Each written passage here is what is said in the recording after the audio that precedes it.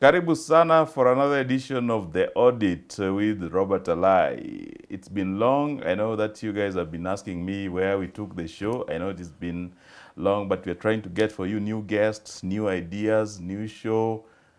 There's no new set, so it's the same set. So welcome again to another edition of The Audit. And today, tuko na mzee wa vituko va online.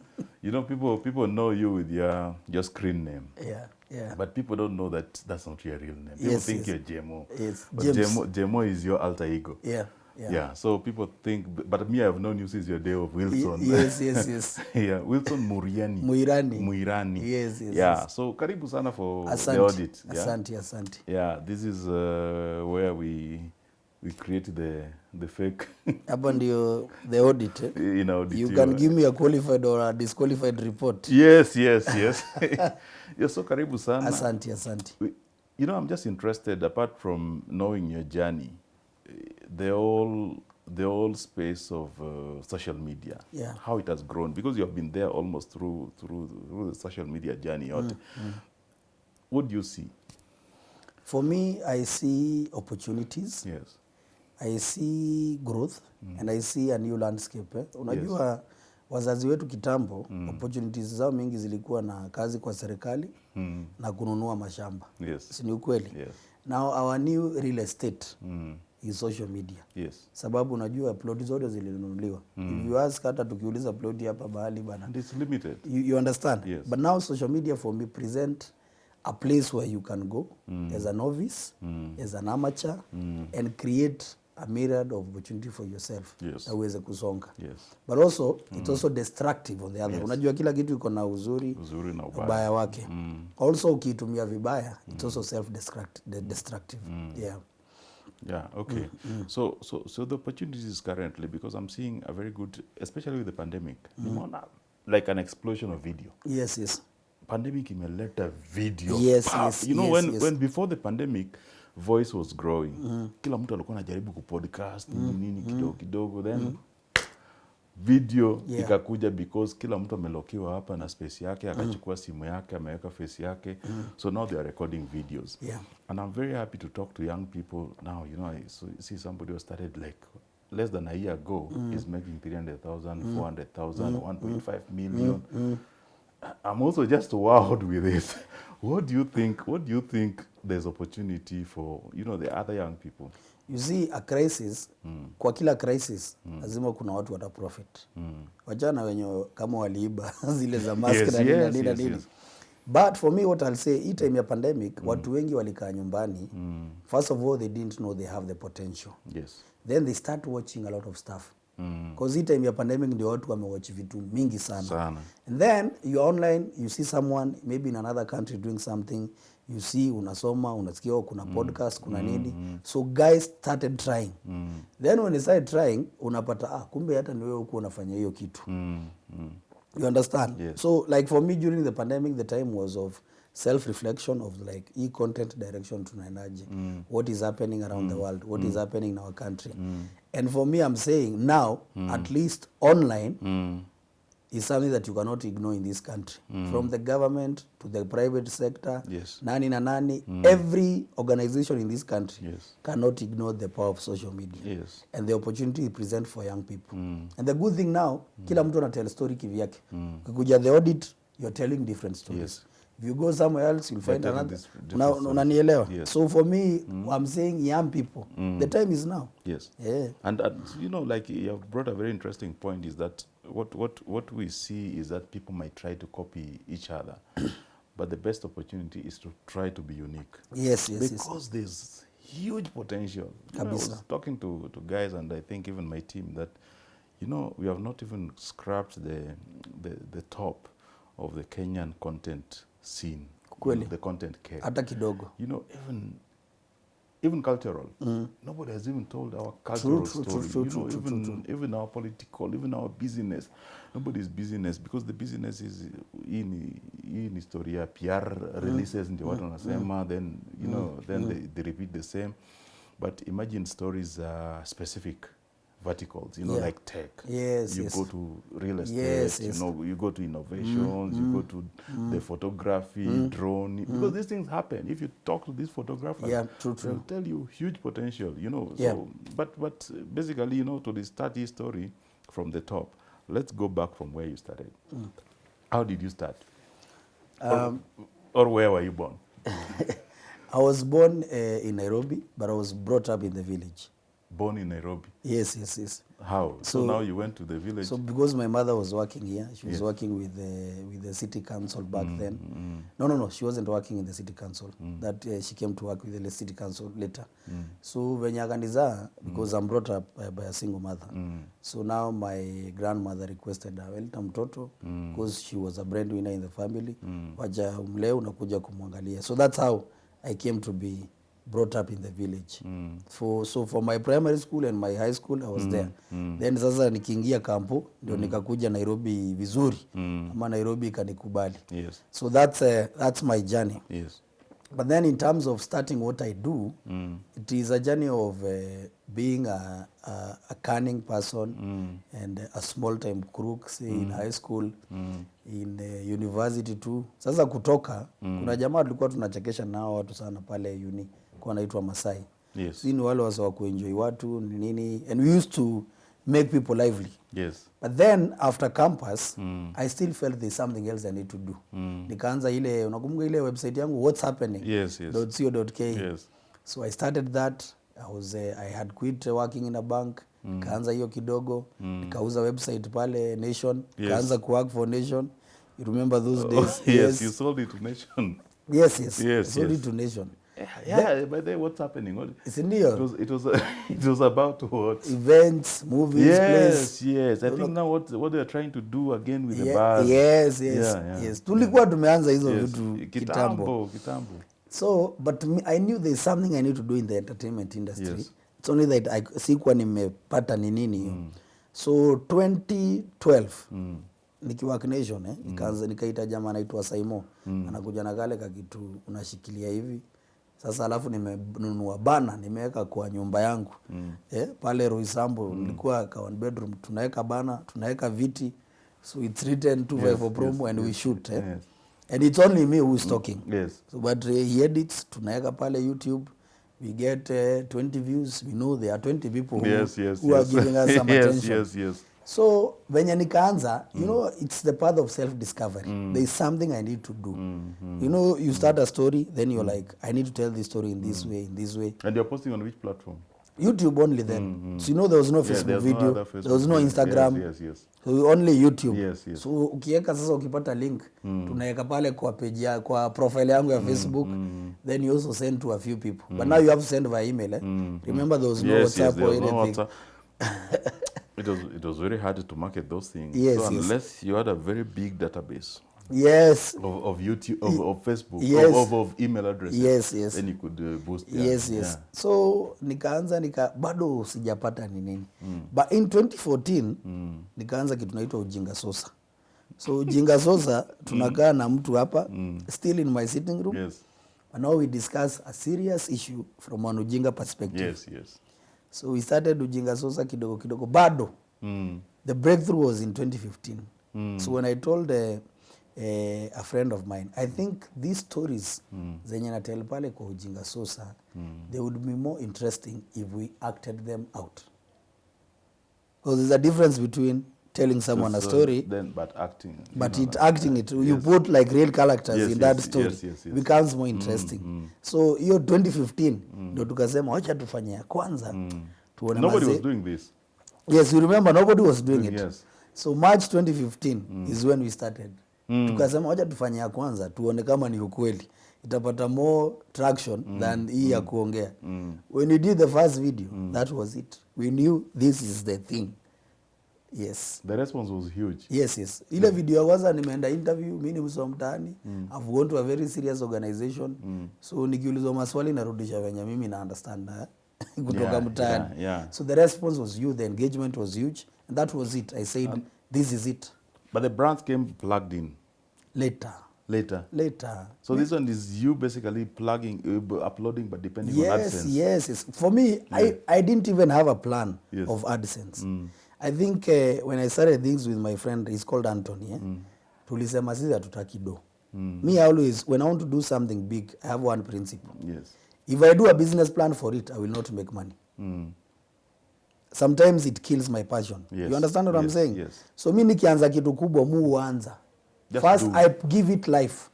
When it's out there on itself, now I can sit on the table and negotiate and tell someone, if you want me to plug in your brand here, I need this and this remuneration, ama even your nataka. But the reason why most young people are songi is because unatamekaje do mara siku ya kwanza. Yes. After all the big companies you are seeing this, they did losses for like 2, 3 years, 4 years.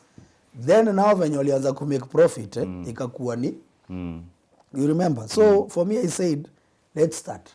Once you entertain people, once you create an audience, once people start saying this is a brand, then now the conversation for numerals for money will come. Yes. Yeah. It's very interesting because, it makes me think of my platforms, which I've never tried to monetize them. I don't even have a red card. I don't even try to say that I want to charge this for. Even me, I don't have a red card. Because it's a passion. Yes. I don't do it as, like thinking of who is going to pay me what. So it's just a passion. Yes. So, this is where brands cannot get hold of you. And because if you do it with a money idea or with a money mentality, what will come is, because these brands are very powerful. They'll come and say, tunataka splash 1 million. Yes. Then they take over your platform. Yes. They say that we want to. And you die. Yeah. You have to die a natural death. Yes. You see, passion is the ability to create when you're happy, sad, angry. Yes. At any point, yes, you can create. Yes. Content. Even when you're not feeling well, yes, you can still come up and do something. Yes, so most people don't really understand that. That once you build, you have, it's an asset. Yes. I always say, like for me, Jaymo Ule Msee, hiyo ni kampuni yake. Unanielewa? It's a brand by its own. Itself. So, but when you become so hakuna kitu mbaya kama ku-create ndio ulipwe. Because your inspiration will always be, if people pays, I'll create. And that is killing so many artists. Without knowing that you should create so much. Yes. That if someone would call you for a show, you can perform up to 100 songs or 100 videos, for example. Yes. Like nikidishwa platform, like for example, what is your profile? Unatumia mtu link unamwambia, instead of even me creating, just let me send you a link and you see for yourself. Many people don't understand that. Yes. You can't make, hata wenye vijana wanaanza nasema, mimi nataka nianze nitengeneze do YouTube. Naangalia tu hivi unacheka. Because yes, atakwama mahali. Yes. Because kwa mind yake anasema YouTube iko na pesa. Yes. Umeona watu wamekwambia ka story yako kweli. Unajua kuna vitu mingi sana. The tears, amwambii watu. Yes. Kuna siku tulikuanga frustrated. Unakaa hivi na kesho lazima utoe video. Jamaa wa kamera ameenda gizani, ameenda ako mteja. Na hauna kitu kingine. Amekufinyia escape. Ako do not disturb mode. So all those things that you go through, that is what many people are not willing to sacrifice for. People don't want to go through the pain. People like the young people are sending me, inboxing me, telling me that, I want to be a blogger. And I want to be a blogger so that I can pay my school fees. You tell them, this is going to be there for the wrong reason. So I don't want to break your heart because I'm going to give you wrong expectations. So sometimes it's very hard to... for me, I tell people a lie. You cannot tell me you want to be a blogger. You have to become a blogger. Yes.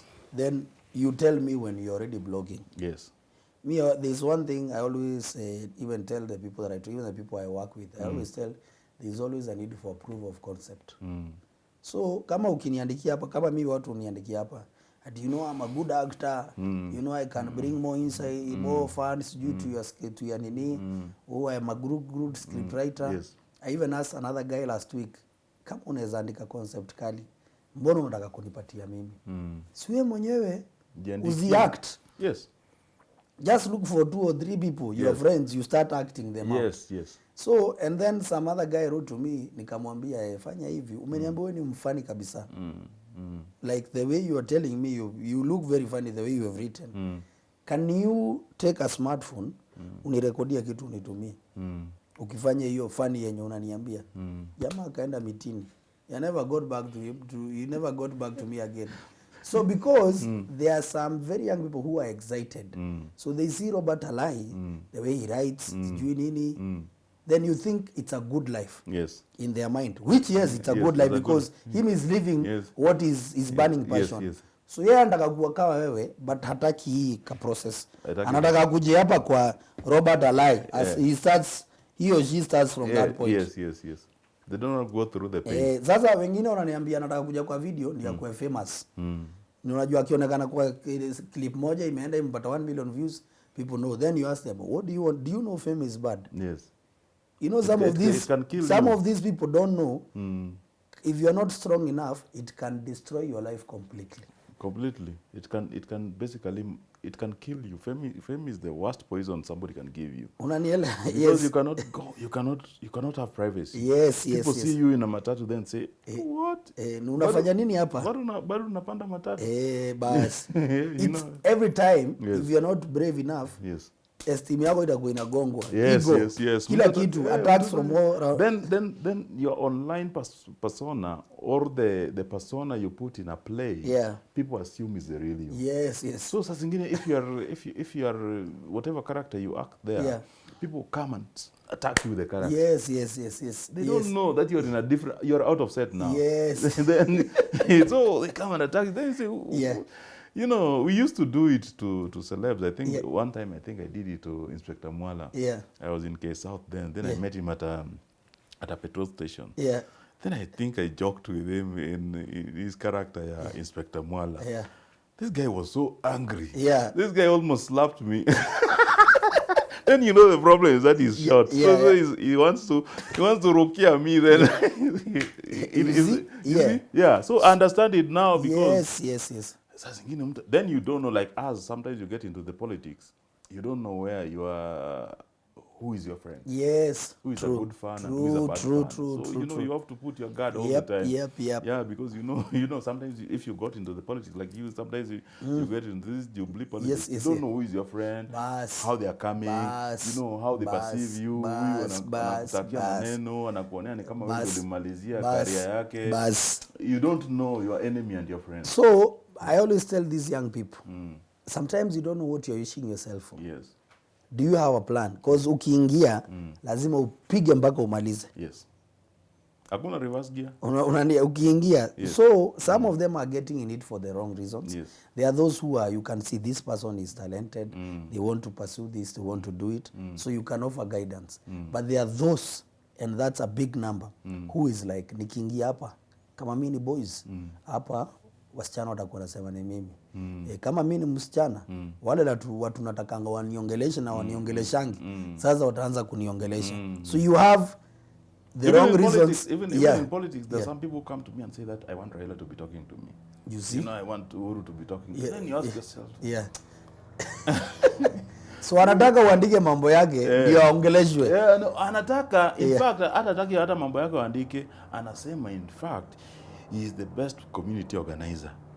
So he wants to be talking to these people directly. Chenye nipatie tu namba yake. Why don't you organize that these people hears? Kuna jamaa na organize watu mahali. And you know what people fail to recognize? These people have ears and eyes everywhere. If you do something significant, they will know whether you are supposed to be talked to or you are not supposed to be talked to. Yes. You have to become an asset. And if you are not an asset, and if you are going to send a proposal, you know, I always tell, like even the campaign, even the candidates, sometimes they are professionals. Like, you know, we are getting to the campaign mode, and you know, they are professionals. But they get professionals who are there for the money. Yes. And you know, for politics, you must get someone who is passionate about you. As a candidate. First of all, they must be, whether you're hiring them or not, they must be passionate about you. Yes. You know, whether you're paying them or not. There are people who go through for the 1 year or 2 years of campaigns, ataenda bila kutaka kulipwa. He'll invest his emotions, resources, watu wengine wanasota hata. But when you take people you pay, then they mess your campaign, then now you come to the people who always... Unajua kuna jamaa huko kwetu, the story being told huko Kiambu. So there's a famous guy who was vying to be an MP. So he had mobilized so many people, and then these guys were his agents. Sasa ndio walikuwa in charge ya kumobilize watu na kutafuta kura.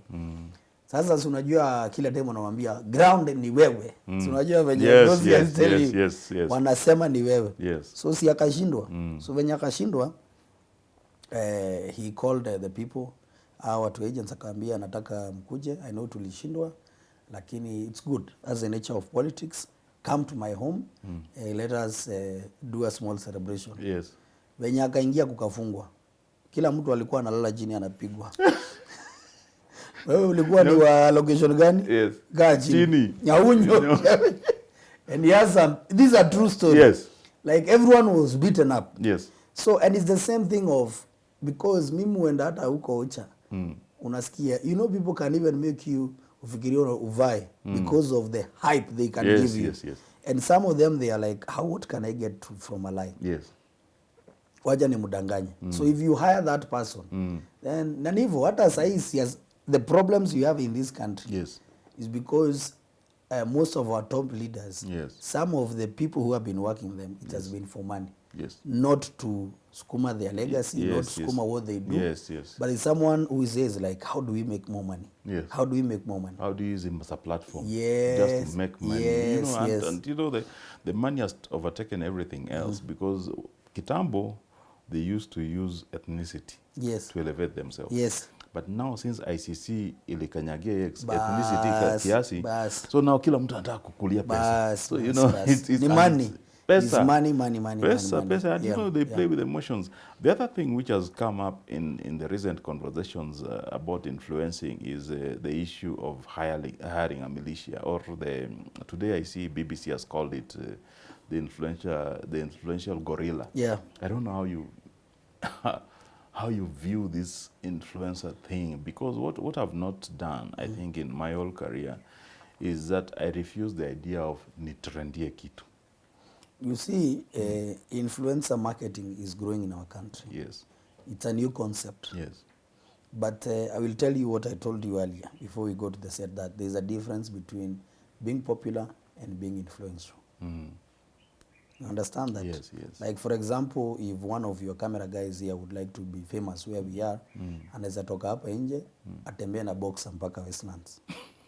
True or not? You'll have people in cars, wanapiga picha nini. So there's a guy with dreadlocks walking with a boxer or General Madenge. And he'll become very popular. Then anaweza kuwa consistent. Hiyo time nyingine afanye Mombasa Road. With a different color. With a different color. The other time andike welcome home. Hiyo time nyingine afanye town wapi. I always call it the Githeri man syndrome.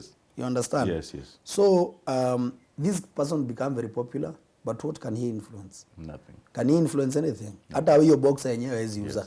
He cannot even become an influencer for the boxer he's wearing.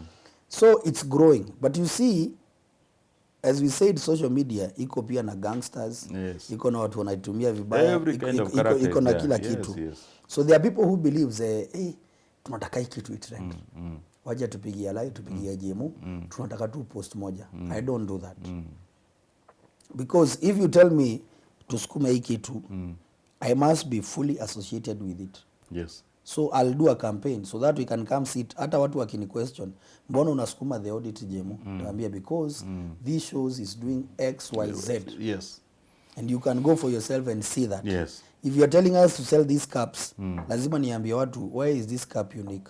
Where would I sell it to my audience? And if you want to last in the game, you have to be choosy. You cannot market everything. No. Unakula huko. I don't know how. You I understand? need to talk to Eric Omondi and to see how he survives. You understand? But you see, for him, ameamua, he has a path. You see, businesses are different. For him, he's intentional doing it. You understand? So that's why I'm saying, like, for him, he has a reason why he's doing it the way he's doing it. But for me, venye mu ufanya ni ati, nataka bado pia nikikuwa mzee, bado nikuwe influencer, hata kama ni wa Mukwanjo, ama ni wa God Papa, or anything, you understand? For that, the audience that you serve must trust you. And they grow with you. Unaona, huwezi uzia unga leo. Unauza changa. Unaona? Yes. Unanielewa? Yes, yes. Ama leo umeuzia hii unga, kesho unamwambia hata hii unga hata ni mzuri kuliko ile ingine. Yeah. They will start thinking, what are you telling us? Yes. You understand? Hiyo kitu ya influencer militia, it's happening. So you'll find, especially sasa itakuwa very powerful with these elections. So I'm vying against Robert Alai. So tunasema, Wednesday Alai amesema akona rally, tuseme you're vying in Nairobi. So Alai will be in Dandora. Akiingia tu hivi Dandora, na nyinyi Twitter muingie mchafue, mseme zile vitu zote Alai ashafanya, saying his so you hire like 100 guys just to make that trend. Who does it influence? Nobody. You understand? And that's why I know politicians who have hired. So somebody sits with 20 guys or 100 guys, and he pays them 500 bob. Then he says that so and so is going to go to this event. Yeah. So I want the first 100 comments. 100 guys paid 500 bob. Some of them have 4 accounts. Yeah. I first the first 100 comments to be very negative, and they do it. Sindio? Yes. Ndio sasa and you see it doesn't work. Yes. What people fail to recognize is it doesn't work. Yes. It will work short term hiyo siku, then after that people will ask. Like that's why even people now write on Twitter, wameacha kufollow certain conversation. Like if you see a trend, utajua that's paid for. And there is nothing worse when people know you have been paid to tell them to do something bad, to trend. or to trend or something. Yes. So it's true, it's there. It's not organic like before. We used to wake up and just stories. You remember Macmende. Yes. These stories used to go viral alone, and then on Twitter you are not even allowed to post pictures. Yes. Even videos you could not post. Then Twitter was not having. It was just a conversation. Yes. If you wanted to post pictures, you had to go to a third-party app like TweetPic. And even Facebook was very limited. Even there, you could not put a very long conversation. Now you can even put 5,000 words, I think. And even a thread, you can create a thread. Yes, you can create a thread. Yeah. You could not. Now you see what he has done. It has eliminated watu wa kujifanya. Yes. Because now, if you write a thread, I can be able to tell how is your intelligence. I can see wewe ni mtu nafikiria. If you put out a joke, I can see, by the way, ulikaa chini ukafikiria. If you blog about tech, I'll be able, by this person has done research. Yes. The information they are giving me is new information. Yes. I didn't have it. The perspective they are bringing on the table is different. Hizo vitu zote. But those people who go to militia, they don't do. I see some people doing product launches with those militia. I'm like, oh my God. Yes. I saw even a phone company did it recently with the whole militia. And this militia nowadays, even they use militia of celebrities. Yes, I get like I saw a militia of celebrities. Then I say, especially in tech, we have a category of products. And every product has its own. The people who buy Oppo will never buy iPhone. The people who buy iPhone will never buy Oppo. Yeah, yes. It's clear. It's clear. Because if I buy iPhone, I don't buy simply to communicate. If I buy a kabambe, yes, you have a purpose. You have a purpose for that kabambe. I always tell people, Robert Alai, I cannot market something which I don't consume. Yes. So if an alcohol brand comes to me, I'll ask, would I drink that drink? Yes. If yes, I'll consider that campaign. If a phone company comes to me, the first question for me is, can I really use that phone? Yes. Because if I can't really tell my fans to get that phone. Yes. Because you're lying. Yes. And once you become a liar to your audience, yes. Nitakuja hapa nipige picha nionekane hata Jaymo atumie ile simu alikuwa na market. Si ukweli? It was very interesting talking to Kate the actress. Yeah. She was sitting where you are sitting, and she told me that I go with like I like to stick to one brand in every category. Yes. Because if I go with Infinix. Yes. And Oppo comes to me, I tell them I'm already doing with Infinix. If Infinix is not currently paying me. Yes. I'll tell them that I'm going because how will my fans look at me if I tell them that today use Infinix, tomorrow use Oppo, Keshowe, Nokia, iPhone, and also in like I was telling you in tech, there are products which are called aspirational. And aspirational products are not products you buy for everyday use, for just for the purpose. You buy them as fashion statements. You know, it's your personality. If you are going for Mercedes Benz, Yeah. Toyota will not work for you. True. Definitely. And you will wait for Mercedes Benz, whether it costs an arm and a leg. Yes, you will yes. wait for Yes, it. yes, And yes. if you want the new one, that's how people sell their kidneys to buy iPhone. Yeah.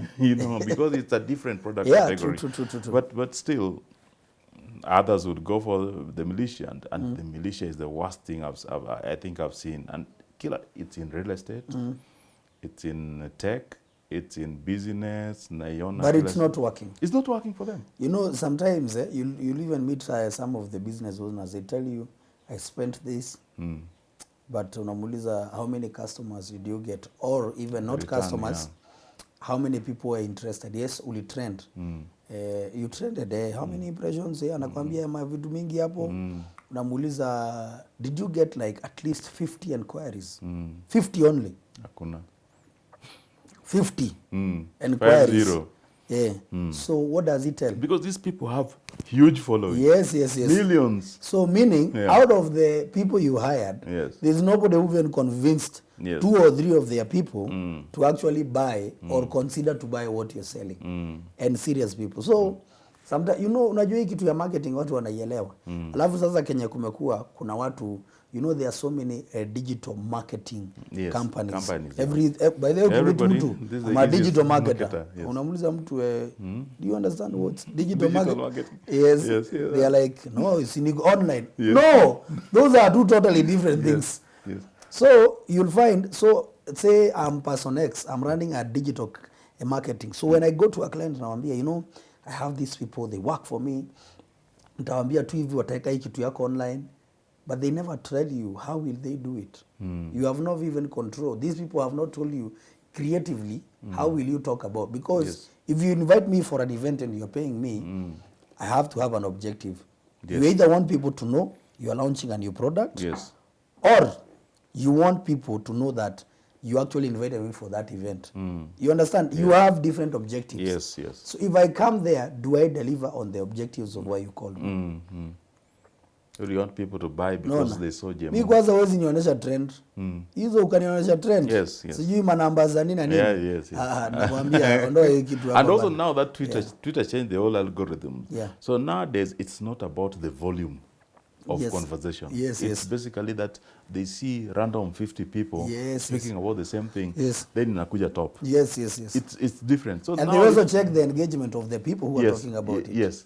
So nowadays, if you want to really know if there's a serious volume of a conversation, you have to use a third-party app to know. And this is where the influencers are not even investing. I don't even know the platforms they're using. Because, say somebody has say, oh, unajua tulikuwa top. Even the radio stations say tulikuwa top. While if you go to the real apps, checking on these conversations, you see they are uko chini. Kabisa. And because 5 random people are talking about show X in the morning, then pop. I was talking to an executive of an agency, and she told me, like, right now, even clients themselves, they have their own tools. You know what to, especially companies walinyang'anywa pesa sana na hiyo vitu za militia na influencer na nini. So now, once you front, like, tuseme wewe ndio umeitishwa, sawa, we want to work with 5 influencers. The company asks you for the name, they ask you for the links, and they run it kwa nini zao. Wanaona, will we get value here or not? So unaweza pata wewe ni brand kubwa, alafu unaona hujapewa hiyo gig.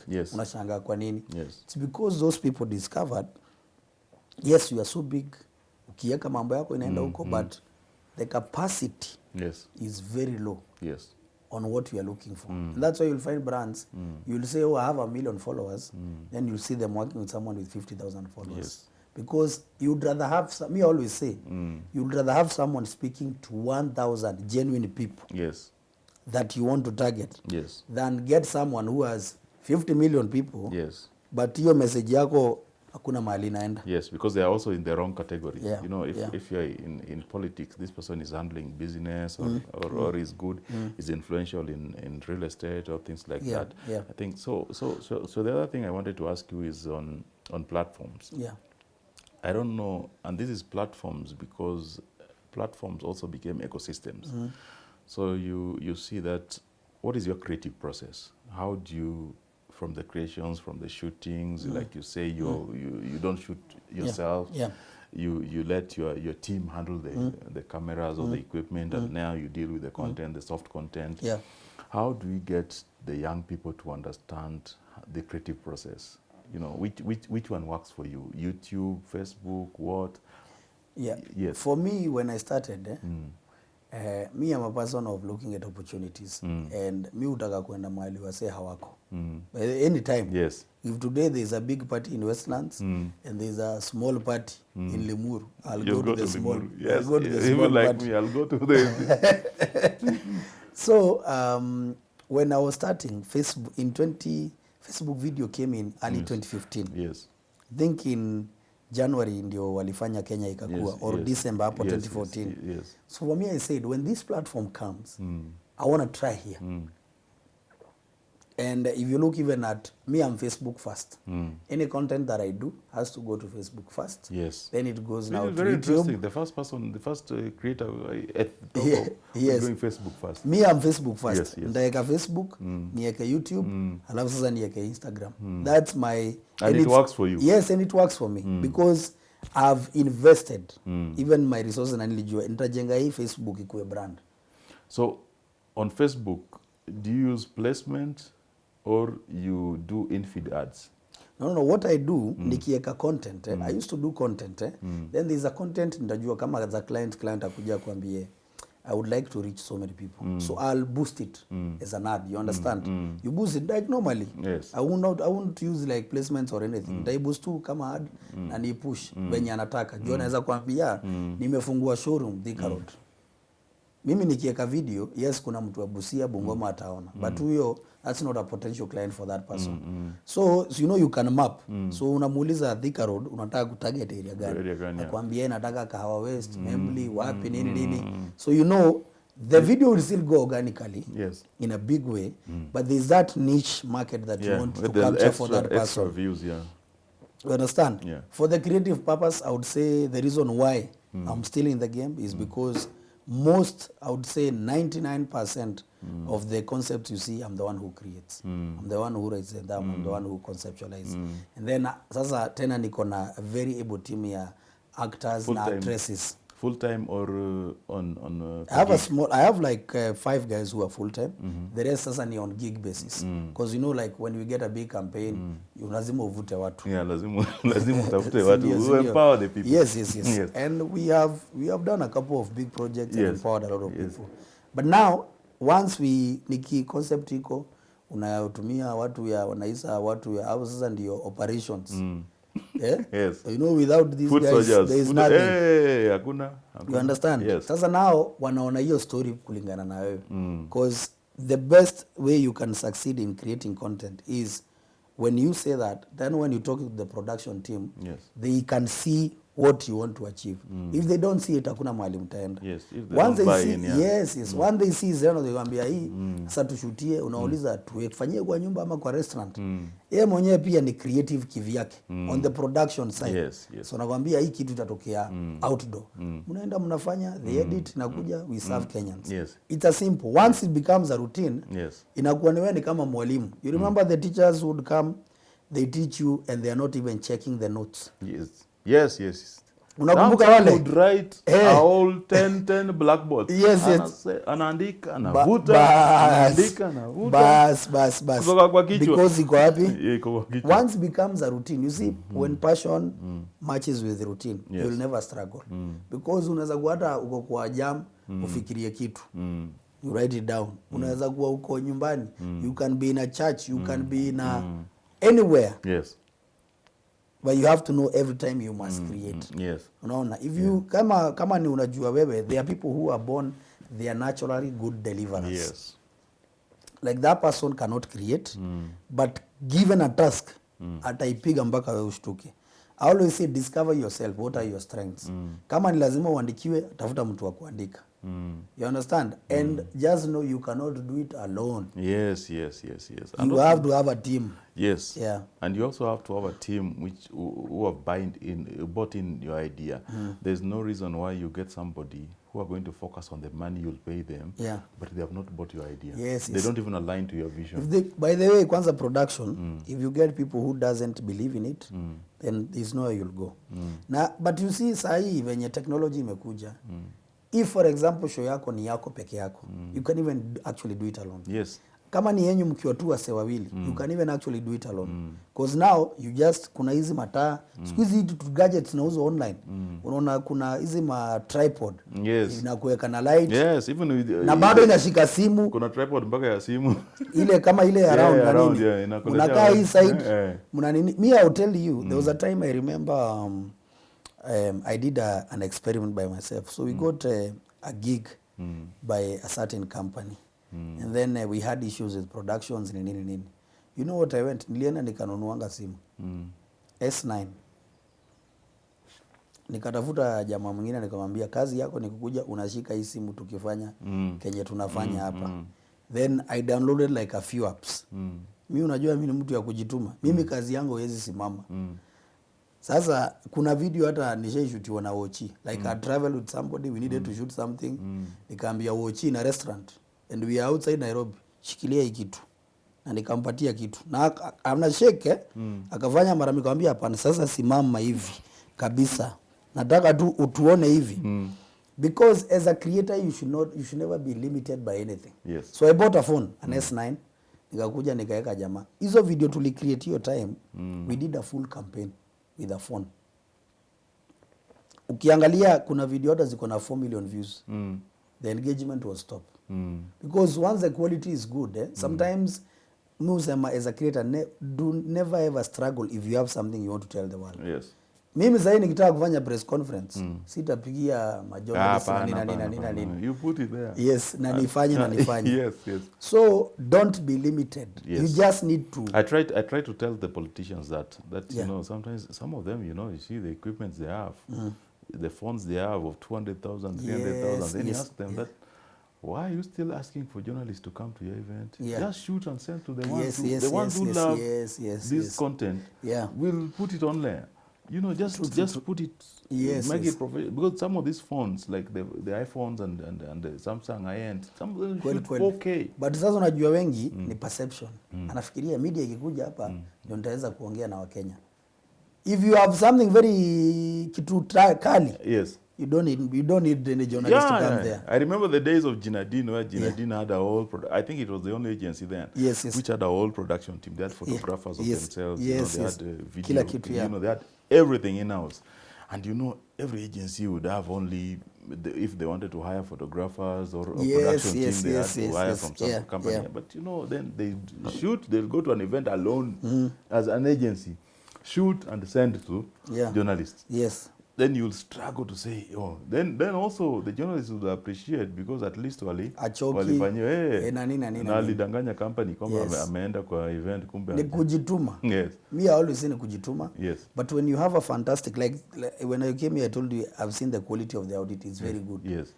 You can tell the people who are behind shooting it knows what you really want to achieve. Yes, they know what they want to do. You understand? Na pia wao unajua muambia watu wa production always the pride of you is like mimi ndo natengeneza hii product. So tukitengeneza product ya ufala you are part of the ufala. And I will tell people critically hiyo kitu ilitengenezwa na so and so. Yes. Hebu mblamini. You understand? Mimi sijui No, I'll be responsible. I'll say the person who was responsible is XYZ. So do you want to be part of that mess or not? Part of the mess. And also the other thing which I think some of us who started earlier don't focus on is we don't care whether we have 1 follower or 1 million followers. Yes. People ask me that mtu anakutana na mimi anasema, Alai, uko na followers ngapi? I say, I hate it. Boss, I don't even know the number of followers I have. I hate it. Because it doesn't, I was Alai even when I had 10 followers. Yeah. The same person. Even today that account goes. But you see, that's why you see when people, like, there's a very big booming business in Kenya right now of buying accounts. Yes. Na watu, I think hata watu wengine wanakoniwa. Yes. You cannot buy followers. No. Ni kama siasa. Yes. Can you buy followers? No. You can rent. It's very temporary. Yes. It's very temporary. Skule wameamua they don't align because yes, you understand. So it's the same thing. So followers, because you can have so many followers, as I said, but your impact is zero. Zero, yeah. Or nobody relates with your content. Yes. Unajua hata kabla Facebook na Twitter na Instagram waleta hii kitu ya kujua fake followers, bots na nini na nini. You know people who are some huge mpaka unashangaa nini hatufanyi right. Yes. You understand? Yes. But then huyo mtu ana post ako na 2 million followers. Yes. Anaweka picha. Yes. Unaona imepata 2000 likes. Yes. Comments ni 50. Yes. You're like there's something wrong here. Kuna kitu mbaya hapo. It's not adding up. Sio ukweli. Yes. So those are some of the things that people should know. Yes, I think in fact even my articles in 2011, 2012 warning people about fake followers. People didn't listen to them. I think when 2 years ago, when Twitter decided to clamp down on fake followers. Yes. Then I remained and I was the only one who didn't have nobody whose followers.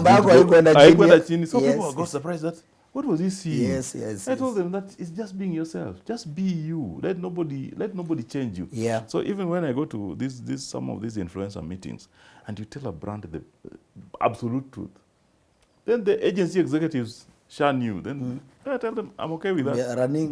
Kimbieni. You know, because this is my truth. Yeah. This is who I am. Yeah.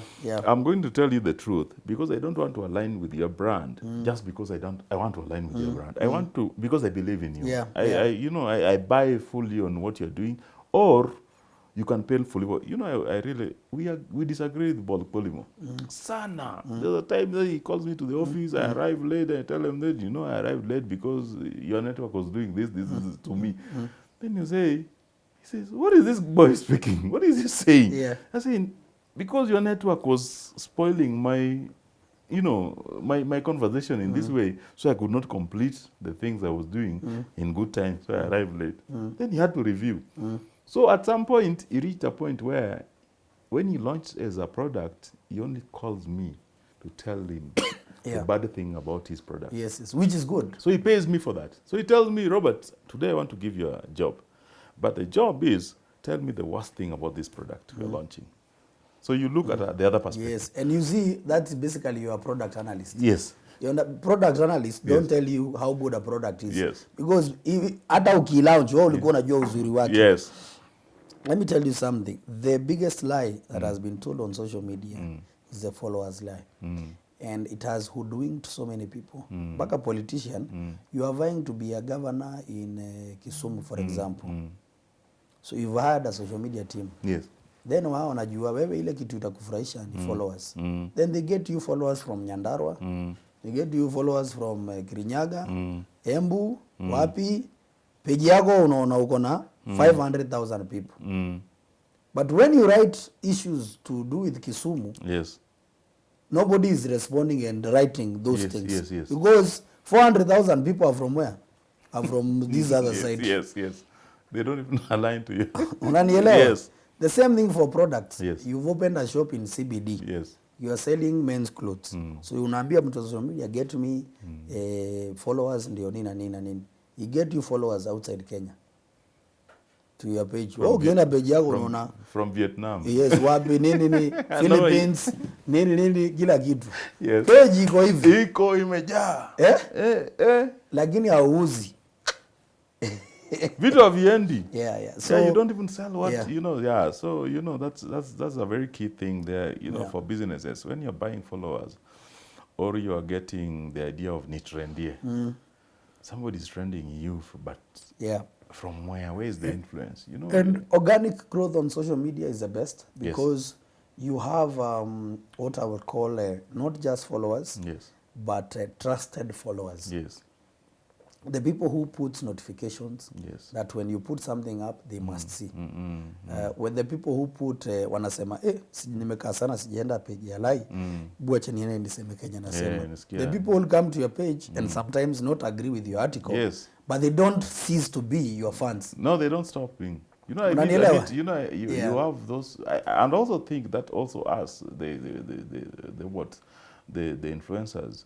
What happened with us is that we created personas, and I like it that whatever persona we created is what people relate with. Yes. If you created an angry, bitter, the bitterness is what you get on your comments. Yes. If you created a persona of a happy person, this is what you get. You know, so what you put in is what you get. And you see, for me, I always say, if I go to my page and I get a good criticism, I always read and I say, by the way, I see your point. Maybe I may not agree with you because I had a creative direction on why I was doing that, but I see that. But if I find somebody misbehaving, that is will be your last day on my page. Because hiyo ni compound yangu, my friend. Hiyo ni si ni ukweli. Yes. Nikiingia hapa kwa gate, siwezi ingia hapa na niwavuruge. Na bado nikae hapa tu. Fukuze madogi useme nyinyi badilisheni hii. You understand? Yes. So what people don't internet, kwanza sasa ile unatusi watu. Umeingia pale, Robert Alai ameweka kitu, is his opinion. Yes.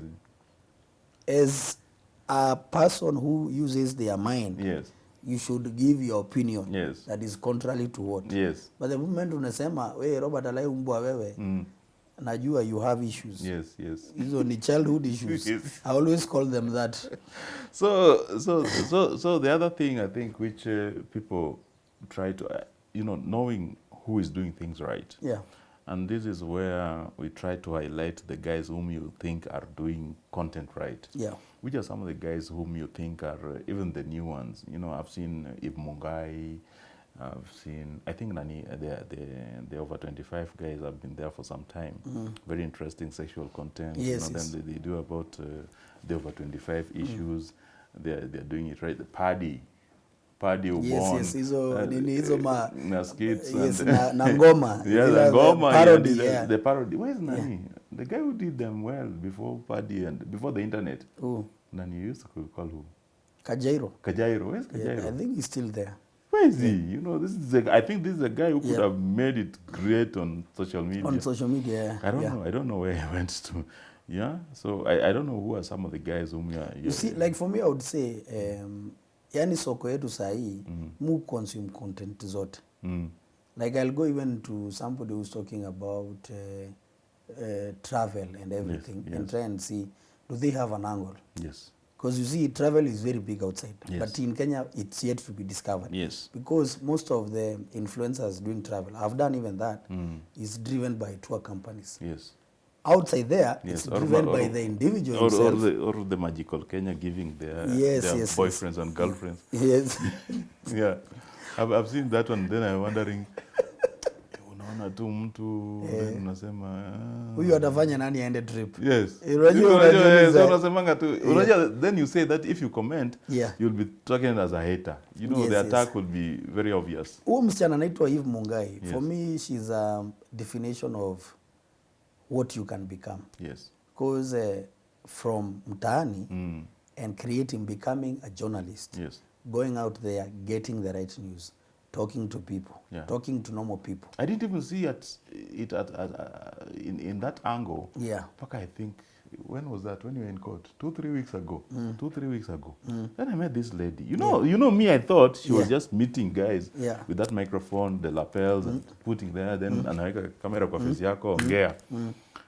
Then 3 weeks ago, I was in this crazy, stupid case of, that boy in Kibra. Yeah. Then she came with 20 guys. Yes. So, first I thought, fala me hire journalist kukuja kuni. Yes. Then this guy started, because Eve came first and asked me that, hey, Robert, can we interview you? I said, we is who, you and who? Then she said, me and my team. Your team is who? Me, we have a group of young upcoming bloggers. What we do is we alert each other about events. So they have cameras, they bought cameras, kila mic. Mtu Kila mtu is kitted. Yes. So they come and anaweka kwa face yako. Then they look for guys. They look for gigs. Then they know there's news. There's the guys focusing on entertainment. The guys focusing on the celebrities. What they are like a new paparazzi gang. For me, I think the best things that they are doing is kwanza kufanya story ya mtaani. Yes. You see, most of the news is focused on opinion shapers. Yes. If you look like mainstream media. But them, akona point anaweza chukua Jaymo Ule Msee Kawangware. Yes. Achukue mtu akangemi anasemaje. They look for, like for me, that for what news should always be. Yes. So for that gagal, for me it's a big heads up. In terms of vitu za kuchekesha, there's this boy called Crazy Kena with the team. Yes, Crazy Kena, yes. Mulamwa. Flacco. Yes, Mulamwa, Flacco. you understand? Yes. Then Crazy guy is doing some crazy content. Yeah. Na what Kenya mimi kwanza inanibamba sana now is the passion and the commitment. Yes. You see, there is cartoon comedian. Yes. Like you can see, like they are sitting down and saying, kesho lazima nichekeshe watu. Hiyo siku ingine lazima niweke kitu. For me, content, you know, when yes. This other one called the comedian in Nairobi, David the comedian, or who, no, there's guy who works with this guy who worked with Nyaboke Yuzi.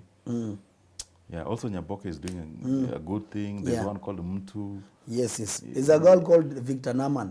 Yes. Now Victor Naman. So Victor also, yeah. So when very talented, also, yeah. you know, sometimes when you are blinded by your own bubble, you don't see some of these things. So juzi nikasema, Victor amechapa content nzuri sana hapa online.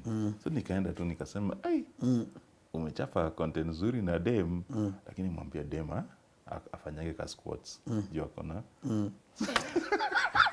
Unajua wife atateza, lakini you know what I mean. Yeah, so as I told Victor that, you know what Victor did? So I started looking for Victor's number because I said this guy has a very unique content. I could interview him to understand his story. And he can do very many personalities, then, even political personalities. Then Victor just reached out and told me, by the way, Robert, you know, wewe unaweza kufanya content poa sana. Then he gave me a whole script within 20 minutes. Yes, you see. And I say, what is this guy? These guys are serious. Niyo nja. Yeah? Yes. And then in that, he didn't tell me how we are going to make money. Yeah. It means his passion is creating this. Yes. He wants, let us do something. Yes. Unajua waja nikwambia, ukiangalia kama wale wasanii wakali hata, let me even say outside the country, like people who have made so much money, the Jay-Z's, the P. Diddy's, you understand? Yes. Right now, Jay-Z is 50. Right now is when I would say he's really enjoying his work. Yes. True or not, sindio? Yes, very true. But this background story ya kutengeneza muziki, ilikuwa ni passion. Yes. Unajua huu time ukisoma ma stories zao na documentaries, ungeingia studio, wewe ni msanii mkali, but there is no budget, there is nothing. Hakuna. But unatafuta street cred. Unatoa ngoma, watu wa hiyo mtaa wote wanasema, huu msee ni mkali. Unaona? Inaendanga hivyo, unaanza kuwa mkali, unaanza kuitwa ile ngoma yako sikuja uperform, kuna mahali tunalaunch kitu fulani. Then even your business plan will come to you when you're inside. But hii kitu ya kutengeneza business plan, unajua business plan you create when you're opening a shop. Let the financial guys and the business guys create the plans. Yes. Just let your team do that. Yes. Focus on your strengths. Yes. You know, even you see even companies now, if magari is not their main business, they lease. Yeah. They don't buy cars. Yes. It's not your main business. Yeah, Safaricom headquarters is not owned by Safaricom. Yes. Somebody else. So kazi to see your real estate. Because do you know why? Yeah. Because if you buy that building, utengeneze hiyo time. Yes. Kesho kampuni inaweza taka ku advance mkwe na some fancy headquarters. How will you do it when you have already fixated yourself into this? You understand? So ni kama the same thing here. Umekimbia haraka, umejenga haraka, for example, nyumba na umejenga hapa town. Then kesho kukuje design nyingine. You understand? Yes. And you're building a very nice home pale kwa village. Unatuita yes. By the way, lazima bloggers na influencers ndio wanafungua hiyo nyumba. Hakuna story ya kwamba hao masquatters wengine. Lazima utuite. Yes. So there are very many things that people don't know that you can do. Yes. For example, I always say, why would you own cameras? No. Tell me For what? why wouldn't you let these your production guys have the equipment so that even when the cake comes they share also a big chunk Yes. and they take care of that. Yes. You become a creator. Unanielewa venye nasema? But now you want to do everything. Yes. Nataka kuwa na kila kitu, nataka kuwa na mic, Mimi hizo vitu hapana. then they become like a dead stock. Yes. Because they are lying there. Of course. Yes. The guy here ndiye atajua si amenunua hizo makamera. Kesho ajue I think the way things are going I need to sell this camera and get an advance on. Because I need us to be doing this. Wewe ushaifikiria wapi? How many times have you googled? Mimi hata nakujanga naambia hii ni 7D nauliza so itatoa ile kitu tunataka. Sawa, na situfanye. Hii sijui ni nini. Yes. I don't want so much information. Yes. You handle that. Yes. Because if sasa nikianza kufikiria hivyo ndaja kufikiria kenye mufikiria. Yes. Yeah. You not focus on your strength. And Yeah. sample, you know, I've seen even in music, even in celebrity lifestyle. Unaona ile time tulianza kupenda kwa kina Tupac. There are people who started thinking that ile maisha ya gangster, kusag trouser, kushoot watu kwa street was the life. Yeah. And they got into it na ile ikawa destroyed. Of course, a of very course. good number uko fulani, you know, it's very, these guys were talented, but they thought of it wrongly. They didn't think of it as a lifestyle where you can do it uniquely in a very safe way and still make money and still live your life through it. You see people like Nameless, you appreciate them because they have lived through sustainable through music and you know, in celebrity. But you see, I think the biggest problem hata sometimes hata si hivyo ni ile kitu managing fame and the attention that comes with it is what destroys most of us influencers and artists. Because sasa umefika point I was, for example, ulikuwa unakaa umoja sasa vitu zako zimetoka huko unaanza kufikiria now I need to live in Westlands. Hiyo si ni pressure umejipatia. Yes. Unanielewa? Yes. So hiyo transition ya kuanza kuishi hivyo sasa huwezi panda matatu lazima uingie taxi. Yes. Saa zote kidogo unaona fadhali hata nikope nikuwe na gari yangu. I always tell people a car will not give you any business. No. Your presentation on the work that you do, buy the car if you really need it. Yes.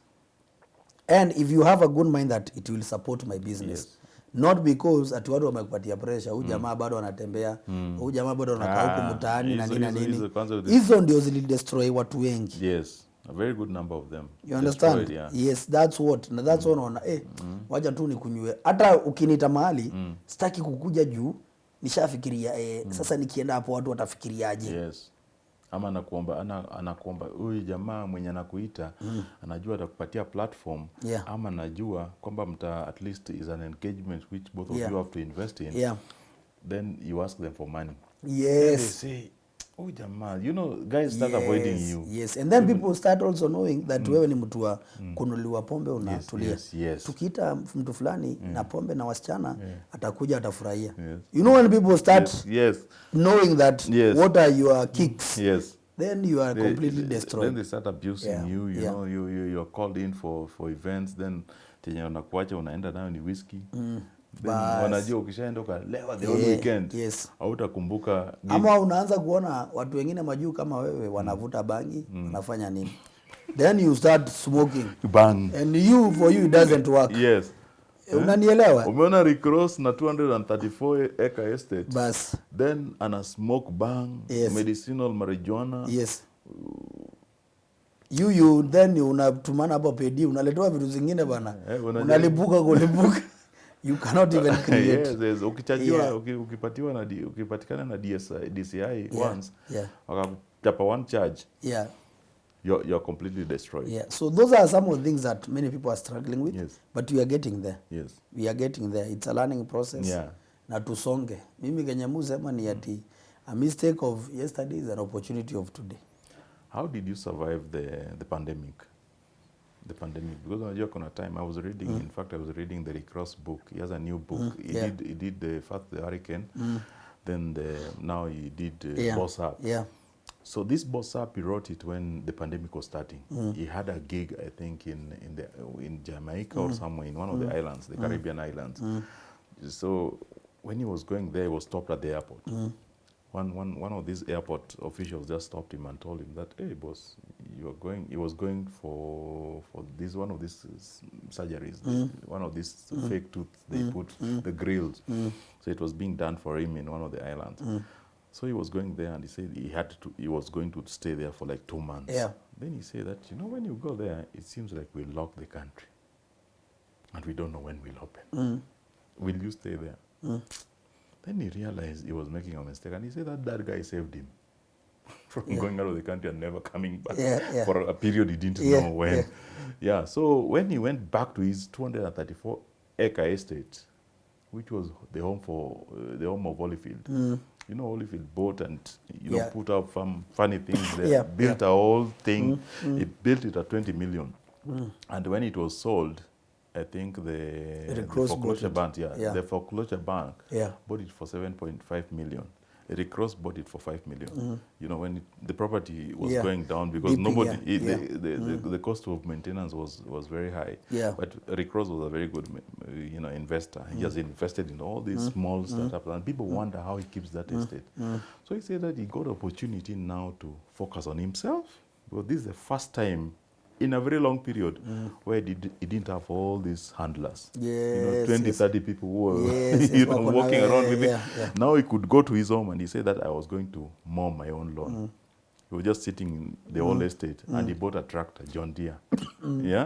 So this pandemic brought the best in us also, but sometimes it also destroyed others because they only had one tunnel vision. Only had one way of making money. How did it make for you? For me, I think kuna kitu nilikuwa nimelana hapo mbele kidogo. And I think me kitambo I used to be a spendthrift. When you're young, ni pesa inakuja unataka kununua tu consume. And then it got to a point in life when I decided, I think maisha ikaanza kusema hakuna kitu mbaya kama kuzeeka kama una pesa. You know that? You'd rather lack money when you're young. But not when you're getting to some, because that point you can go crazy, and all the bad things can happen to you. So there's one thing of saving, because once the pandemic came, watu wengi, you know what happened? Companies cut their marketing budgets. Nobody wanted to spend. And it was a very big mistake. Just in a report today. Yes, it was a very big mistake. Because they assumed people will not have a purchasing power to buy their products. So wakakata. So some of us who really depends on marketing activities and everything, there was that. So, but for me, it was a period of reflection. Nika launch a new product. There's a new product that I run called Bartok. It's me and my friend Cliff. Tunakaanga tu tukikunywa pombe tukiongea mambo. And that project for me, the biggest thing, it has really impacted so many people. Because ni kama boys talk ya zile challenges tumepitia.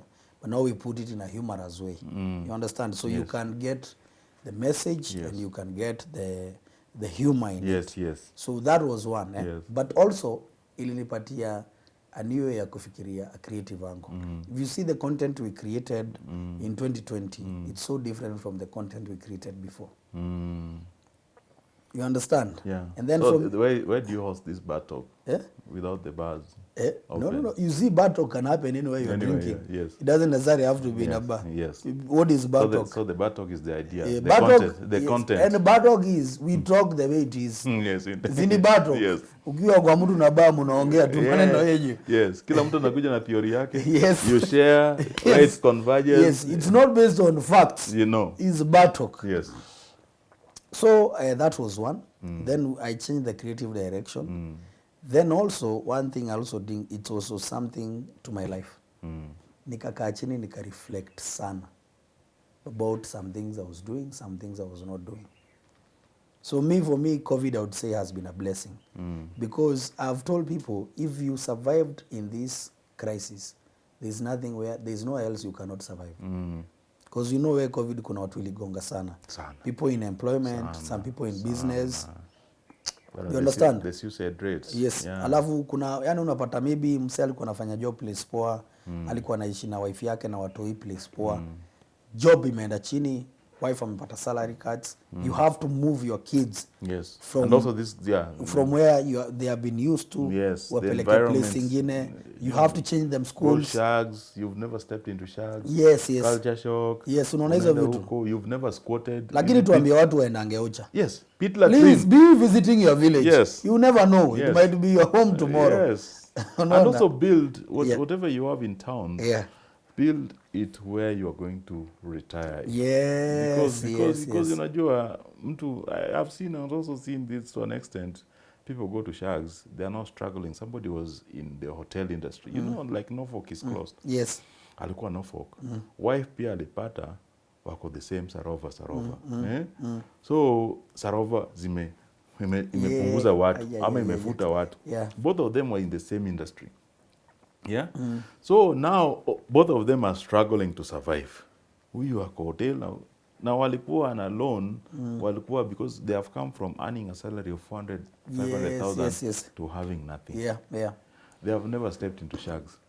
They lived in rentals or in Nairobi, but Nairobi now iko tu na hesabu ya kutoa.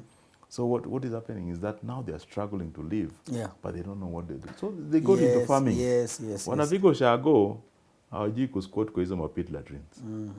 Akisquat hivi na body anaumia magoti. Unaweza anguka mbaya. Yes. Lazima shike ukuta. Ukuta yenyewe kuna flies mingi.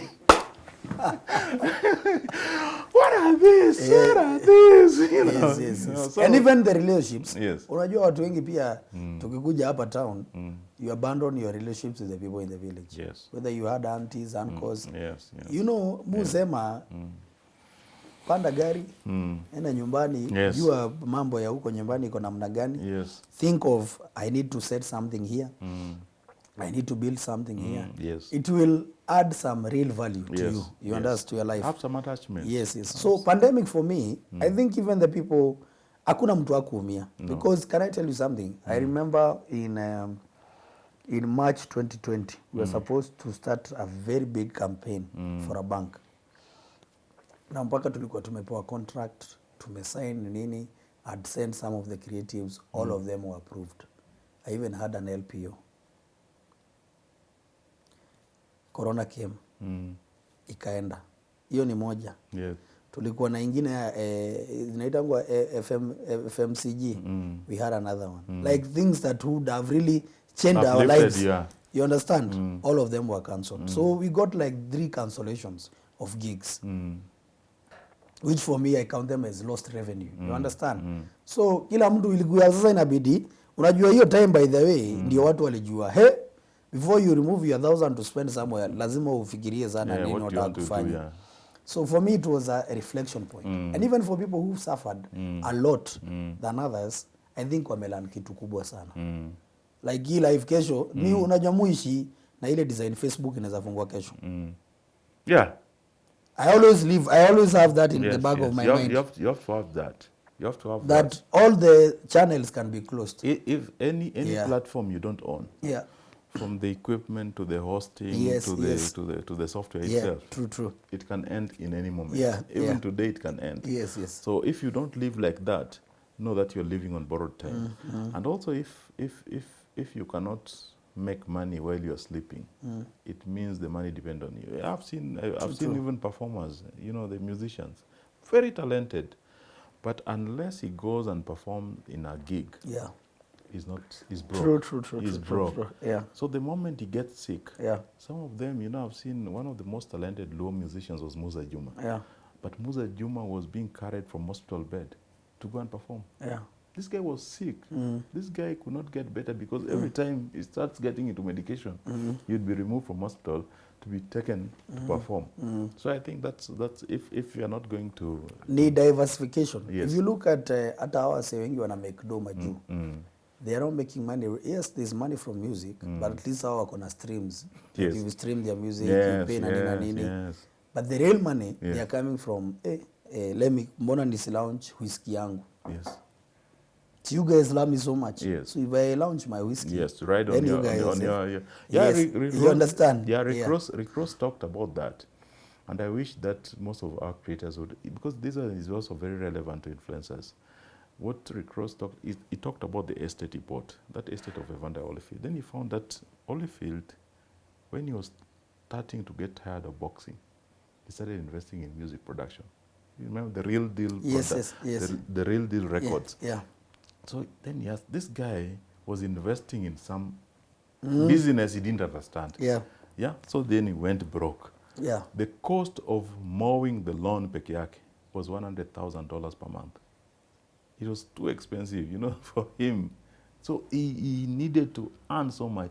So what Rick Ross says that he does differently is that he invests in things where he can align with his brand. Yes. If my life is... Kama Belea. Yes, Una Belea, yes, music, what? yes, yeah. He knows that his vice Yes. is the cars. Yeah. Because he says he buys cars every now and then. Yeah.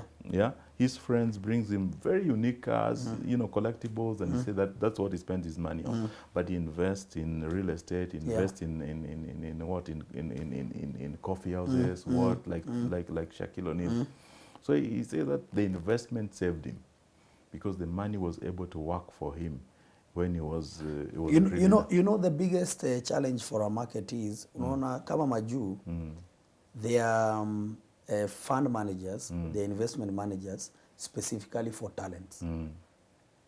So once you start shining, you'll get people who approaches you. Yes. They tell you, oh, Alai, we see you make 2 million a month. We want to tell you something. You can do this. We can be leaving you with 500,000. You blow the way you want. Unaona venye unasema? Yes. Hii 1.5 kuna mali ingine, kuna there's a person opening this company, you can become a shareholder, 20%, let's put this money here. Then value yako ikienda juu, they still come. Now you're getting 10 million. Yes. We want 6 million. Wacha tuweke hapa na hapa. They would rather take a commission. You understand? So that kesho kama wimbi, kesho kama hawezi kufanya kitu, you still have, you can live, your life is not changing, Yes. you can move, Yes. you can now even become a motivational Yes. speaker. Yes. You Yeah, understand? they say, and also, they say that also in that, there's a lot of con men. And they say that's what broke Holyfield, because he had investors who were out to exploit him. Of course. They were investing in things which were not aligned to his brand. The things he could not even use, the things he could not even... Yes. Una imagine kama angetoa gloves Yes. za Evander, Yeah, or imagine. something that Yes. his passionate fans Yes. would buy every day. Yes, you see, like Yeah. this boxer who is always promoting stuff and is making good money from Nani? What's it? Mayweather. Mayweather. Yeah. That guy is making a lot of money outside boxing. So when you see him even now fight in the ring, it's like he doesn't want to fight. First of all, do you know any fights that he do? His business. Yes. That's why he's look for some Philippines guy anaitwaje Pacquiao. Yeah, Pacquiao. Anajua hii fight ile 300 million. Yes, na attention italeta even around the globe. Yes. You understand what I'm Yes, saying? yes. So like you have to be strategic. Yes. Yes, very And also strategic. he even builds his opponents, because you see that the opponents want to fight him because they want to make more money. Of course. Yeah, so they Yeah, they are not fighting him that because they want to have that bragging right, like Tyson used to do. That ule unajua nimemknock out 3 seconds. Lakini unaona pia sasa amerudi sasa hivi Yeah, anauza bangi. Tyson. Yes. You've seen Yeah. So now at least that is reinventing. Yeah. And I wish that it would happen in Kenya also, that we align to the brands we believe in. Yeah. We make better content. True. And we try to improve on our trade. Yeah. Yeah. So that, and also platforms like you said, the platforms which worked for you, the computer. I don't know which devices you use. Devices Wewe ni Mac. the only Mac. Yes. Hakuna huku Windows penye mmeona. Mimi natumia Mac hata, but like for me, even the guy who edits the video, yeye ako na machine zake na nini kila kitu. So can I tell you something? I think what I want to demystify, you need no gadgets if you really want to start creating content. Some of the best content creators in the world are couples. Yes. Sijui kama wameangalia pale online. Yes. Who are making a lot of money. Yes. Do you know what they do? They shoot each other. Yes. Then they sit down, they Yes. edit. Yes. Wanashikanisha ile kitu inakuwa cinema ingine maridadi. Yes. So because there's the luxury of, like for example, when you're doing the audit, it's great that you have a team here. But if you didn't have a team, do you want to tell me with your phone bado ungefanya the audit? No, I could do. You understand what I'm saying? Yes. But now it is being done better professionally Yes. because of the team. Yes. I'm talking to those people who want to start. Anza. Yes. Unaanzanga hivi unafanya kitu poa. Even when you're looking for these production guys, they will see what you really want to do because you are the vision carrier. Hawa watu hawezi kuja kwako kama haoni ni nini. Hawata kuja kwako haoni Robert Alai, hapana. Lazima uone hiyo audit inaweza ama haiwezi. True or not? Yes. They So, want to see the content, yeah. If you want to start. Once you start, getting a team becomes very easier for you. Very easy. Because they can see where you want to take them. Yes. And they want you to be part of the journey. Hata sasa wakikuja watakuja na passion yao. Yeah. They'll want to make improvements. Yeah, in fact, even the audit acted like that. There's a guy we wanted to start with. Yeah. But he was telling me, start. Then we don't start. Yeah, so sikule we may shoot. Stories, we shoot, yeah. What were my stories? Yes. Yes. when we shot like 5-6 episodes, He wanted. he came here and he talked to the team. Yes. He said, this was our idea. And now, I'm very happy that you are going. He even tried to give us better advice. So, so he understood at least this guy also saw the vision. Yes. Yeah. But sasa wenye mlianza nao ndio, those are the vision owners and the carriers. Yes. I always say that. Yes. So kama unataka kuanza, anza. If you cannot dare yourself, how can you dare other people? My friend Buddha Blaze, like I was telling you, Buddha Blaze always told me that when you want to start a podcast or to start a vlog, put the camera on your face and start recording. Kweli? Yes. It's what you say which matters first. Yes. Unanielewa? And that's why mi huambia watu kama hutaki kuanza usianze. Yes. Hii mambo ati nataka tukuje tufanye video moja alafu tukifanya video moja what mimi nimefanya video 500 wewe unataka ukuje tufanye moja alafu umefanya 500. Yes, over. Yes. It's over 500. Over 500. Yes. I was talking to a friend just right before you came in, and there's a friend of ours who came from where we were shooting here, and he was just he was just following politicians around. Then I told him, boss, these guys will not give you any money.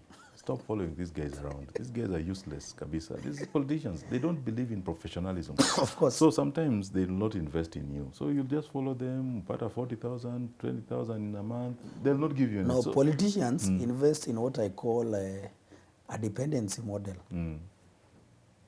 Because he knows that's why mkienda mahali ataenda kupigia 10k, kupigia mbao. Then it becomes like a drag for you. Yes. Because you always know if I hang around this guy, I'll get 10 Gs. But unakosa kufikiria ukakaa nyumbani, unaweza fikiria venye unaweza make hiyo 20,000 for yourself every day without following someone. You understand? That's why there is no look at many people unless sasa ifike ile level ya sasa mnachukua real power. Hii ingine they have to be dependency because that person wants you to follow them. You understand? So ni ile ukikuja shika 40, shika hivi. But there's nothing else. But you become blinded by the aura of power around them. Ile unaona ni kama ukituambia unajua mimi najua nani? Ni kama inakuongeza any capital. But you can become very broke just by following them. Actually, yes. And so this guy was broke. In fact, he was basically broke here. Always asking for 10,000, 20,000. So he went and started his own YouTube channel. Now, from the period he started to now, I think like 2-3 years, he's done 2,000. He does analysis of the politics every day. Yeah. And now he makes an average of 400,000-500,000. See? See guys like Mungai, Yeah. earning 1.5 million and above. Yeah. Just vlogging. Some people would want to go there and start earning today. The thing is, these audience algorithms, what they look at is consistency. True. If you're not consistent, then you are not going to have loyal clients, viewers. And if they are not loyal, the Google algorithms which decide on the payments will not give you money. True. But the other thing I'm very happy with you about is that you are focusing on Facebook Watch. Because Facebook Watch is an untapped platform. It's going to be huge because what I discovered also with Kenyans is that Kenyans consume less YouTube but more Facebook. Yeah. It's not like Tanzanians. Tanzania is reverse. Yes. Tanzanians consume more YouTube, but less Facebook. You know why it works like that? Because Kenya watu wengi wako Facebook. Unanielewa? So and it's a social platform. Yes. YouTube, lazima mtu aende hapo YouTube ndio watch. Unaelewa? So someone must really love. But also it's a big platform. Yes. It's actually, if someone, hakuna mtu anafaa kubelittle YouTube. It's a very big platform. It's big. Yes, it's the biggest video platform. And also, you know, I also understood with Tanzania, because Tanzanians are mostly Swahili. And the Swahili will love udaku. Yeah. You know, mambo ya kusikia. Yes, and also pale, there's some content. Yeah. And Kenyans don't have the patience. So Kenyans would rather go to Facebook or watch kitu alikuwa anataka, asikie nani amesema nini, sema nini. So, but Tanzanians, even the coast guys, they love to listen to deep udaku. That's why even some of the Twitter spaces we host, you see Tanzania wanachapa 4,000, 5,000 guests, but Kenyans are struggling 300, 500. Yeah. But you know, the market for udaku is very big in TZ. Yes, very big. It's also like a business. Yes. Because like there, I lived there for 7 years, bana. Hakuna national newspaper. Kila mtaa iko na newspaper yake. Kuna Nipashe, Q, what, nini, kila mtu habari, moto, what, kila mtu Tanzanite, kila mtu anachapa udaku yake. And even if you start yours today, the biggest media platform in the whole of Africa is on YouTube. It's in TZ. Miladayo. That guy is the only person. The only media, even nation cannot hit 1 billion YouTube views. Has not hit. And you know, Jamal anza like mdogo, just like that. Yeah, just like that. Yeah. He's hosting his own virtual TV station. He's only doing all this. Passion. And he just named it after himself. I think that's why Jalang also named it. Yeah. Passion. I will ask Jalang. Passion. Yeah, it's passion. It's passion. Yeah. Thank you for coming in. Thank you guys for watching in. I don't know if there's anything else you No, for me, just you know, where is the opportunity? Ukiona opportunity ambia watu bana. Lazima. The opportunity iko kwa social media. Imejaa hapo. Kila mtu one thing that you need to know is be different. Hizi ni vitu tunaambiwa kila siku, and have a purpose. For me, I always say, if you have a purpose, there is no bridge you won't cross. There is no barrier you won't overcome.